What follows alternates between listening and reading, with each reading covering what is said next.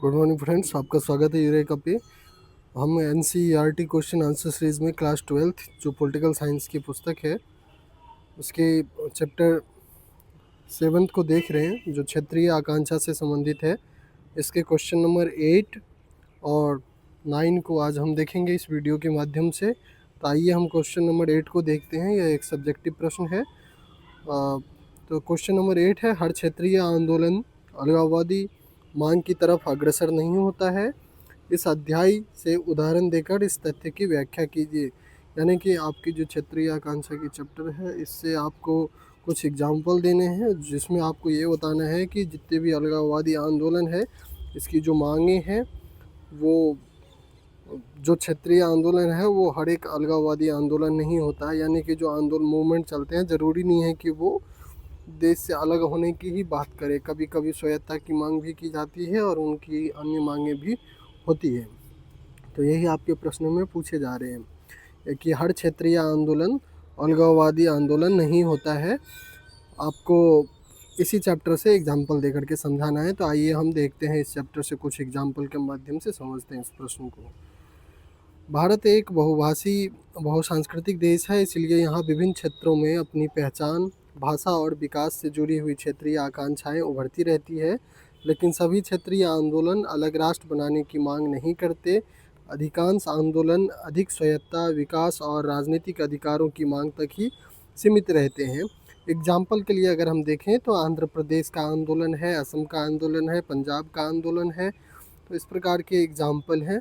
आंध्र प्रदेश के आंदोलन की अगर हम देखें तो बात अगर करें तो आंध्र प्रदेश के निर्माण के लिए आंदोलन चलाया गया था। यह आंदोलन मुख्यतः तेलुगु भाषा और सांस्कृतिक पहचान के आधार पर अलग राज्य की मांग कर रहा था। इस आंदोलन का उद्देश्य भारत से अलग होना नहीं था, बल्कि भारतीय संघ के भीतर ही एक नए राज्य बनाने का था। और ऐसा हुआ भी। 1955 में आंध्र प्रदेश भाषाई आधार पर गठित भारत का पहला राज्य था। अगर सेकंड आंदोलन की हम बात करें, जो है असम आंदोलन। असम में 1979 से 1985 के बीच में आंदोलन हुआ। इसका मुख्य उद्देश्य अवैध प्रवासियों की पहचान और निष्कासन से संबंधित था। यह आंदोलन सांस्कृतिक पहचान और आर्थिक असंतोष से जुड़ा हुआ था, न कि भारत से अलग होने की मांग से जुड़ा हुआ था। ऐसे ही पंजाब आंदोलन है। पंजाब में अकाली दल द्वारा अधिक स्वायत्तता की मांग उठाई गई, जिसे आनंदपुर साहिब प्रस्ताव में व्यक्त किया गया था। हालांकि बाद में कुछ उग्रवादी समूह ने अलग राष्ट्र की मांग की, लेकिन मूल आंदोलन का उद्देश्य अधिक अधिकार और स्वायत्तता प्राप्त करना ही था।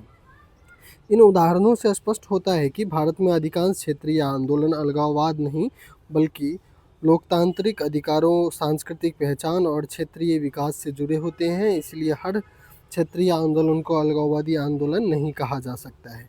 दोस्तों, अब आइए हम क्वेश्चन नंबर 9 को देखते हैं, जो कि इस चैप्टर का इस वीडियो के माध्यम से लास्ट ही प्रश्न होगा। तो क्वेश्चन नंबर 9 है, भारत के विभिन्न भाग से उठने वाले क्षेत्रीय मांग भारत के विभिन्न भाग से उठने वाले क्षेत्रीय मांगों से विविधता में एकता यूनिवर्सिटी विविधता में एकता की जब बात आती है, विविधता में एकता के सिद्धांत की अभिव्यक्ति होती है। क्या आप इस कथन से सहमत है? तर्क दीजिए। क्वेश्चन को एक बार फिर समझिए। ये कह रहा है कि भारत के विभिन्न भाग से उठने वाली जो क्षेत्रीय मांगे हैं, अलग अलग पार्ट से जो भारत में क्षेत्रीय मांग उठती है, ये विविधता में एकता, यूनिटी एंड डाइवर्सिटी, विविधता में एकता के सिद्धांत की अभिव्यक्ति होती है। क्या आप इस कथन से सहमत है? तर्क दीजिए। तो आइए इस प्रश्न को देखते हैं। भारत एक विशाल और बहुसांस्कृतिक देश है। दोस्तों, हमारा देश भौगोलिक रूप से भी विशाल है और यहाँ पे विविध विविध संस्कृति के लोग भी रहते हैं। यहाँ भाषा, धर्म, संस्कृति और क्षेत्रीय पहचान में व्यापक विविधता पाई जाती है। इसी कारण विभिन्न क्षेत्रों के लोग समय समय पर अपनी भाषा, संस्कृति और आर्थिक विकास और राजनीतिक अधिकार से संबंधित मांगें उठाते हैं।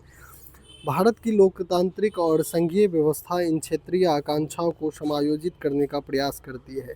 इसलिए कई बार क्षेत्रीय मांगें राष्ट्रीय एकता को कमज़ोर करने के बजाय विविधता में एकता के सिद्धांत को मजबूत करती है। इस कथन के पक्ष में अगर हम तर्क दें कि आप इस कथन को किस प्रकार से जस्टिफाई कर सकते हैं, तो आइए इसके कुछ तर्क को हम देखते हैं। क्योंकि क्वेश्चन में कहा जा रहा है कि आप इस कथन से सहमत है तो तर्क दीजिए। तो आप जैसे कि इसके आंसर से आपको पता चल ही रहा होगा कि ये कथन सही है और विविधता में एकता है भारत में, हम इस कथन से सहमत हैं। तो आपको इस कथन के पक्ष में तर्क देना है। तो क्षेत्रीय पहचान तर्क में अगर देखें तो सर्वप्रथम है क्षेत्रीय पहचान और संस्कृति का सम्मान। भारत में कई क्षेत्रों की अपनी अलग भाषा और संस्कृति है। जब इन क्षेत्र में अपनी पहचान की रक्षा के लिए अलग राज्य की मांग की तो भारतीय लोकतंत्र ने उसे स्वीकार किया। जैसे कि आंध्र प्रदेश का एग्जाम्पल आपके पास में है। आंध्र प्रदेश का निर्माण तेलुगु भाषी लोगों की मांग के आधार पर किया गया था और इससे यह सिद्ध होता है कि भारतीय व्यवस्था क्षेत्रीय भाषाओं और संस्कृति के सम्मान के लिए। ऐसे ही जो मुंबई प्रांत का विभाजन हुआ, गुजरात का निर्माण हुआ था। तो इस प्रकार से कई एग्जाम्पल है जहाँ पे हमने क्षेत्रीय मांग और जो वहाँ की सांस्कृतिक पहचान है उसको सम्मान देने का काम किया है। और इस प्रकार का प्रावधान भारतीय संविधान में भी किया गया है ताकि सभी को समान रूप से सम्मान दिया जाए। सेकंड चीज़ें हैं कि लोकतांत्रिक प्रक्रिया के माध्यम से समाधान। भारत में अधिकांश क्षेत्रीय आंदोलन का समाधान लोकतांत्रिक तरीके से किया गया है। उदाहरण के लिए असम में जो 1979 से 1985 के बीच में आंदोलन हुआ, जिसका समाधान 1985 के असम समझौता के माध्यम से किया गया था। दोस्तों, यह समझौता आसू जो असम का स्टूडेंट यूनियन था और जो अपने देश के तत्कालीन जो पीएम थे राजीव गांधी, इनके मध्य हुआ था। और इस प्रकार से असम समझौते के माध्यम से असम में शांति स्थापित हुआ था। और यह समझौता यह दर्शाता है कि भारत में समस्याओं का समाधान बातचीत और समझौते के माध्यम से किया जाता है। अब अगर हम संघीय ढांचे की लचीलेपन को देखें तो भारत का संघीय ढांचा काफ़ी लचीला है। समय समय पर नए राज्य का निर्माण करके क्षेत्रीय आकांक्षाओं को संतुलित किया गया है। उदाहरण के लिए मिजोरम को राज्य का दर्जा दिया गया, जिससे वहाँ के अलगाववादी आंदोलन को शांत करने में मदद मिली और लोकतांत्रिक व्यवस्था मजबूत हुई। राष्ट्रीय एकता को मजबूत करना जो फोर्थ तर्क है, जब क्षेत्रीय मांग को संवैधानिक और लोकतांत्रिक तरीके से स्वीकार किया जाता है तो लोगों का विश्वास भारतीय लोकतंत्र में बढ़ता है। इससे अलगाववादी प्रवृत्तियों को कम करने और जो राष्ट्रीय एकता है को मजबूत करने में सहायता मिलती है।